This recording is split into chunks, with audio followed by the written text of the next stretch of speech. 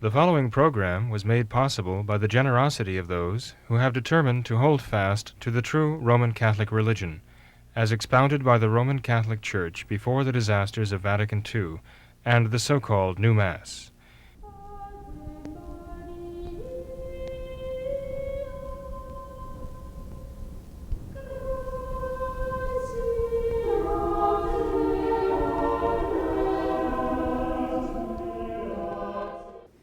Hello and welcome to What Catholics Believe. I am James Burt, your host, and with me is Father William Jenkins of Immaculate Conception Church in Cincinnati, Ohio, where only the traditional Latin Mass is offered. Welcome, Father. Thank you, Jim. Recently, the 8th video in a series about how Planned Parenthood is harvesting and selling the parts of aborted babies has been released. In this video, it is revealed that Planned Parenthood sells fully intact aborted babies. In some sectors of the pro-life community, these videos have stirred up outrage and have created the beginnings of some movement against and maybe even to defund Planned Parenthood. Now, this raises many questions. The first and foremost is, why did it take these videos showing Planned Parenthood was selling the parts of aborted babies to get people to come together against Planned Parenthood? Wasn't killing innocent babies enough? Well, Jim, that's a very good question. Of course, you'd think the fact that they were killing the children in the first place would be so horrific that people would react to that. But you know, there's something that distances the whole idea. You know, these babies are kind of out of sight, out of mind, and so it's easy for people, some people anyway, to ignore the fact that they are children, that they're babies. The fact that they're being put to death. There are so many impious platitudes that are used to justify the killing of these babies. That they're unwanted, and they will be, they'll grow up to be troubled children, and they will grow up to be criminals, and they'll create so much problem for society. That the merciful thing to do is to kill them now before all of that happens to them, and so on and so forth. People come up with all kinds of excuses to do very evil things, as you know. This is nothing unique to our times. I mean, Hitler did the same thing, Stalin did the same thing, Pol Pot did the same thing. Every monster in history has done the same thing. He's found reasons to justify, at least in his own mind, the terrible evils that he did. And so it is with our own modern politicians and the Planned Parenthood Federation that they are funding to the tune of $500 million a year with taxpayer money. And there are tens of thousands of children who are murdered or put to death in abortion through Planned Parenthood. I understand that upwards to a third of the abortions committed in the United States of America, if not more, perhaps twice as many, each year are attributable in one way or another to Planned Parenthood that ultimately are traceable to Planned Parenthood. This is an atrocity. I mean, this is more deaths than we've suffered in great wars every year. It's ironic that you mentioned these videos coming out and now stirring up a debate and possibly even changing some people's minds about this whole thing. I don't know how many of the American people have actually seen these videos. There are some who are definitely not wanting to see the videos. There are others who watch the videos out of curiosity, maybe morbid curiosity, I don't know. There might be some people who are were on the fence about abortion, who are kind of torn between the camps and the rhetoric and so on, but are seeing the videos and now realizing what a horrible thing abortion is. But you know, again, the abortionists can find a good reason for this. They might say, well, look, it is legal to put to death these fetuses, right? They don't want to call them children, at least not publicly. They do refer to them as children off record because they know their children are undeniably children, babies. But officially, they have to keep the front up and refer to them as fetuses, dehumanize them, you know. But every monster in history has dehumanized his victims also, we know that. And so they say, well, look, if we have these fetuses and they have been legally destroyed for whatever reason, it is only a sensible thing to do to use the tissue for something. I mean, we should even do this out of respect for the fetuses whose lives were taken, because at least this puts them to some use, and we can say that their lives were not destroyed in vain because they can be used maybe to save others. Of course, this is, again, just a part of the big lie, okay? There are some who might be impressed by that idea, saying, yes, why waste all that, right? Good tissue. But the point is, this is human tissue. That's why there's a market for it. This is human tissue, but they're telling us these are not human beings. But they're putting these children to death. They're destroying them in the most awful ways, the most cruel ways imaginable. And under the idea that this is potential life, as the Supreme Court so wisely decided back in 1973, playing the part of philosophers and not justices. But at the same time, they turn around and they sell the tissue from these non-persons as human tissue for human research, okay?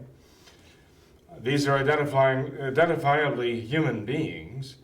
And in fact, each one of these children, each one of these babies, is not only an identifiable human being according to DNA, it is a unique human being, a unique person.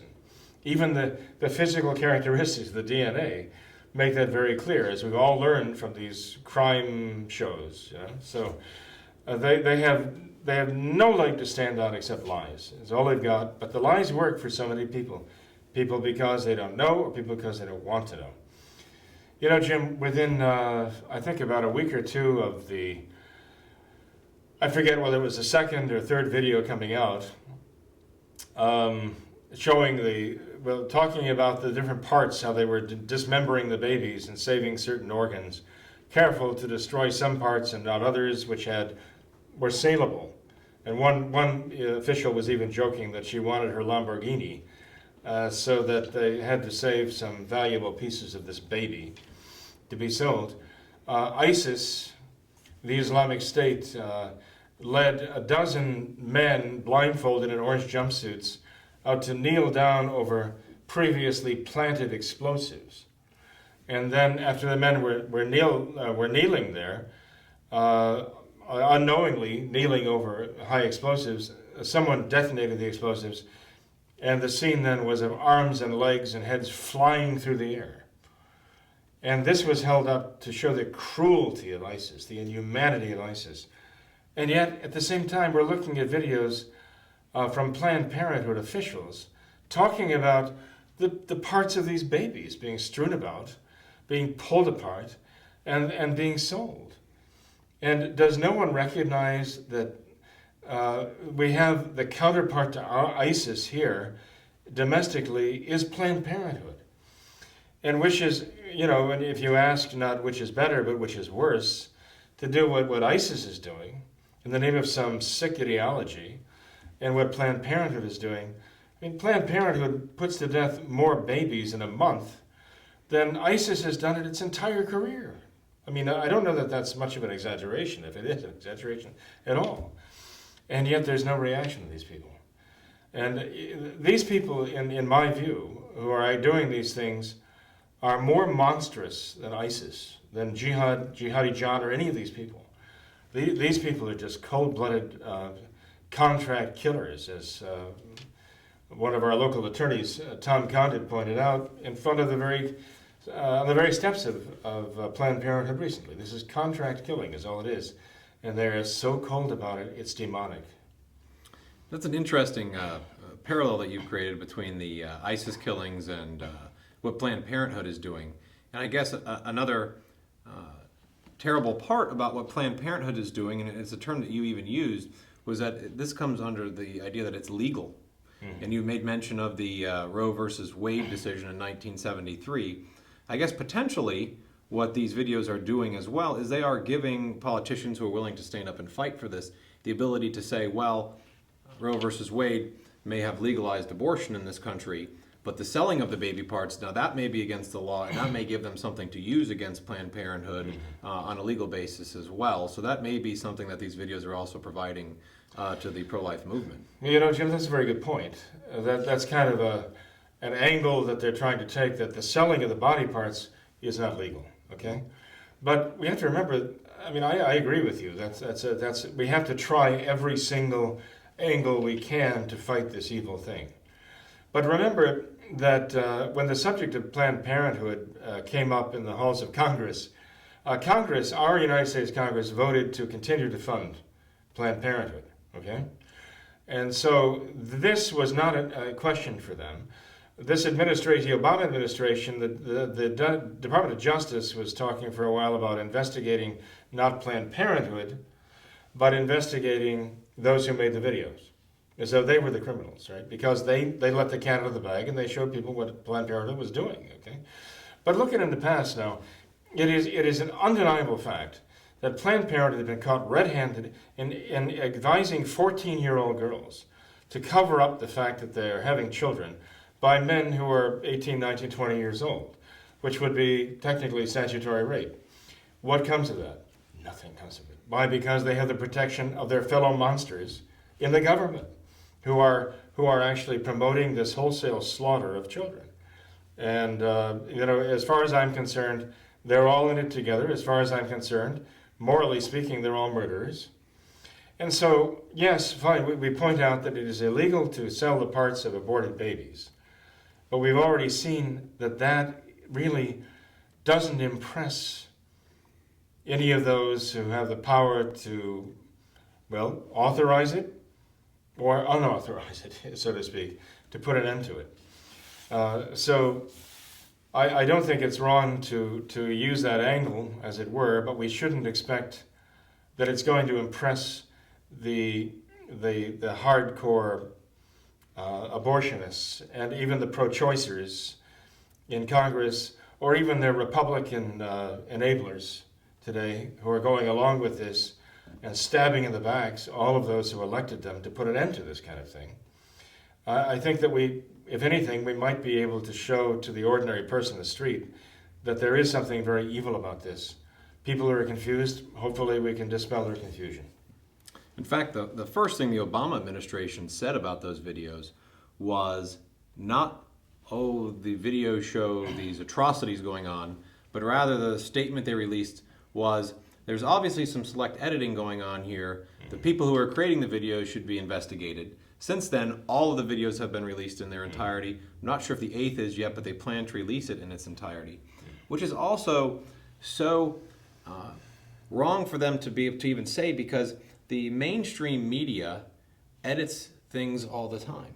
We don't ever see things in their entirety. Right. And in fact, the mainstream media isn't even editing this story. They're ignoring it. You asked earlier, you weren't sure how many people were aware of this issue. Recently, a poll showed that 70% of Americans aren't even aware that the scandal exists. Okay. So the mainstream media is just ignoring it, as if it doesn't even exist. So that brings us to the question of, well, what is the Novus Ordo Church doing about it? What should Catholics be doing about this? And let's start first by taking a look at what the Novus Ordo Church is saying about it. Earlier today, I did an internet search to try to find out if Pope Francis had said anything about the Planned Parenthood scandal. It turns out he's not said anything. I found a very interesting article, though, by a Novus Ordo Catholic who did his own little bit of research to find out what the different dioceses throughout America have said about this scandal. And it turns out that many of them haven't said anything. A few have said some things, and one or two have really come out strongly against it. What's your reaction to this? Well, when Obamacare first came along with the idea of the mandate for the contraceptive care and even abortion, care to be provided by employers, and it was going to affect Catholic institutions, the Novus Ordo bishops in this country spoke out. A number of them spoke out very boldly, okay? As time went on, they began to drop away. Their voices began to drop away. Then they say nothing. Now, nothing. And they pretty much gone along with it. In practice, it was a loud whimper and then nothing, okay? So I think they're acting true to form. We do not have champions or prophets. We do not have, actual men of great, profound faith and courage like John the Baptist. We have men who basically are functionaries. Unfortunately, I mean, I don't know how else to describe them. And maybe they function as CEOs and CFOs of their dioceses. But you don't see that moral courage anywhere to stand up and really say it like it is. I mean, even occasionally one of them will stand up and say something to the effect that pro-abortion politicians should not be receiving communion. And then he'll be drowned out by others who say, but we can't make communion a political statement or something to that effect. And so nothing is done. And at the same time, we're told, that the post-conciliar Vatican II pontiffs of the Novus Ordo have spoken about abortion, how evil it is, and yet they all continue carrying on with their bishops and even themselves at their public liturgies, if you can call them that, in the stadiums when they do appear there.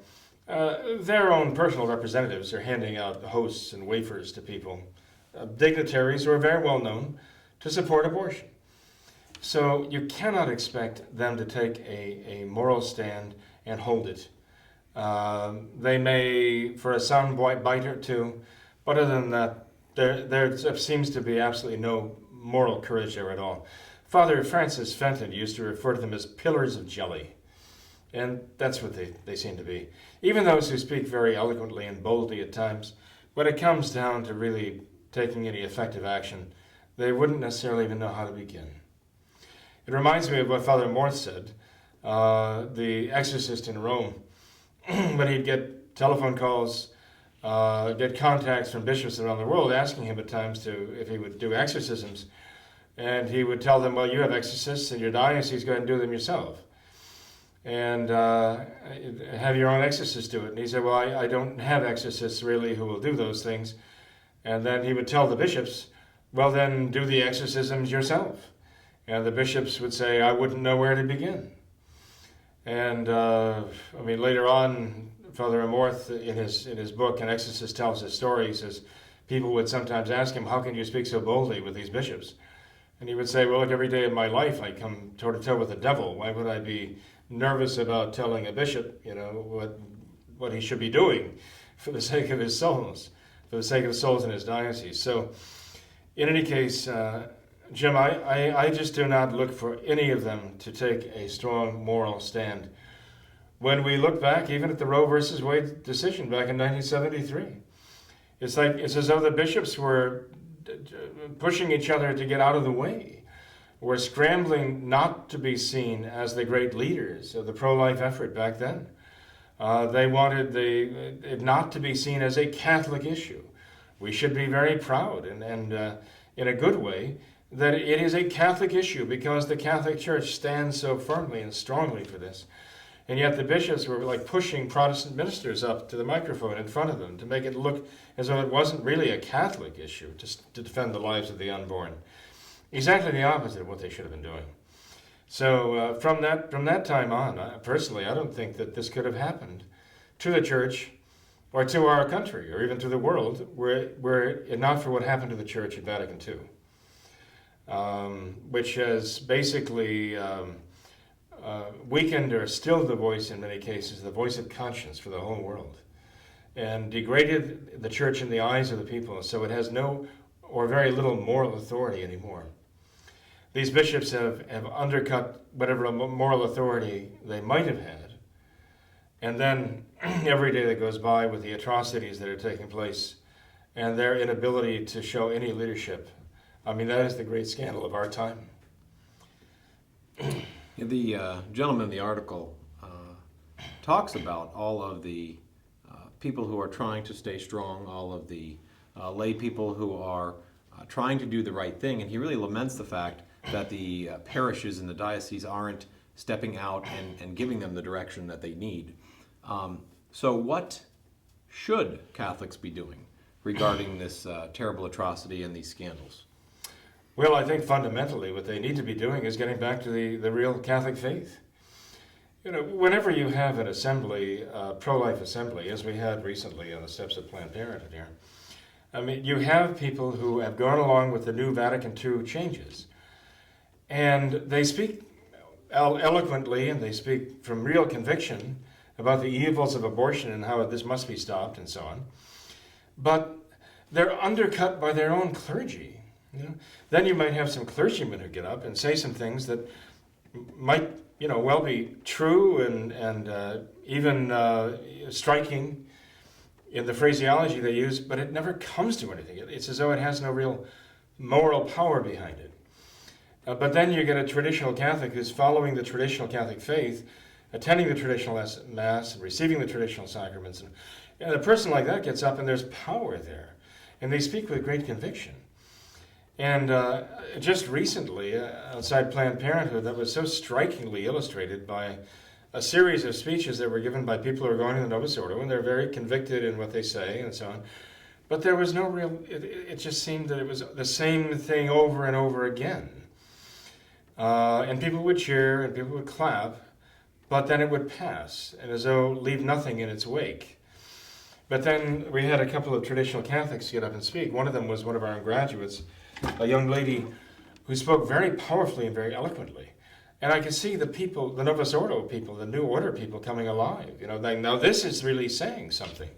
And then I mentioned an attorney from our parish who got up and speak. And again, it was so powerful, you could see the difference was palpable. And then the Novus Ordo priest came up, probably someone about my age.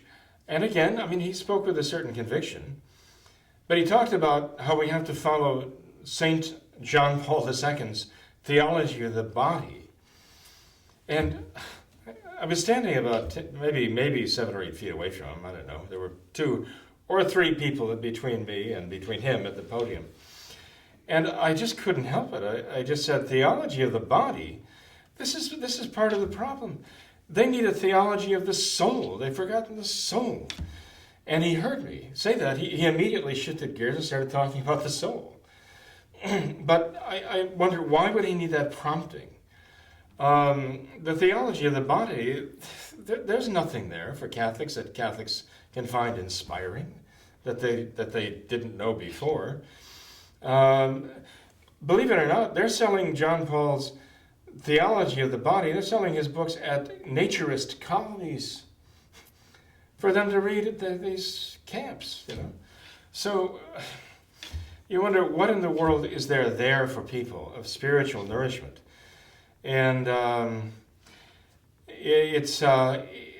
can they speak with power and conviction when they realize their own bishops and their own pontiffs of the Novus Ordo are not really going to do anything, to take any real courageous action, when their own Francis tells them to stop obsessing about these things? When he says outrageous things practically daily about communists being secret Christians and receiving crucifixes in the form of hammers and sickles, and saying he wasn't offended by them because he sees an eloquent symbol of dialogue there.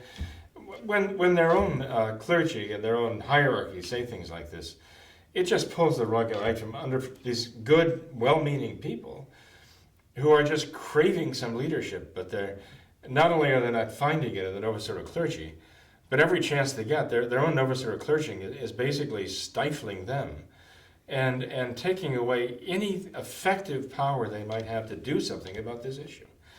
I'll tell you, I think the first thing all of them should do is go back to practicing the traditional Catholic faith again. Go to the traditional Mass, the true traditional Mass, not a Novus Ordo substitute for it.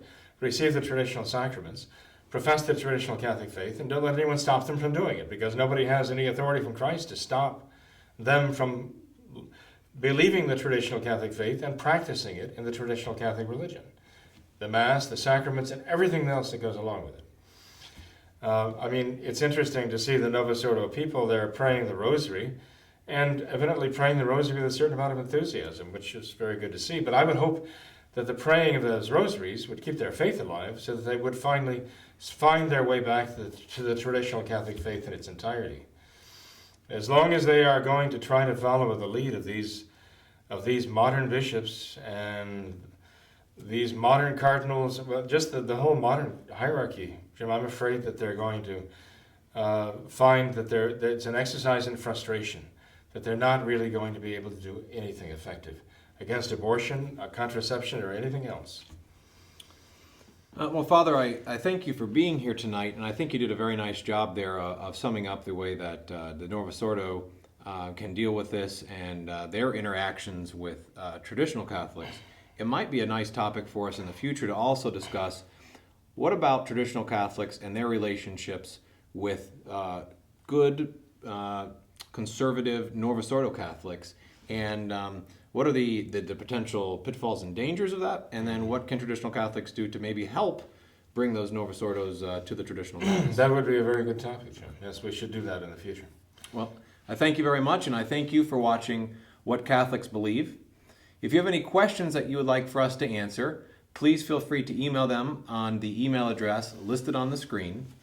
And remember the words of Our Lady at Fatima.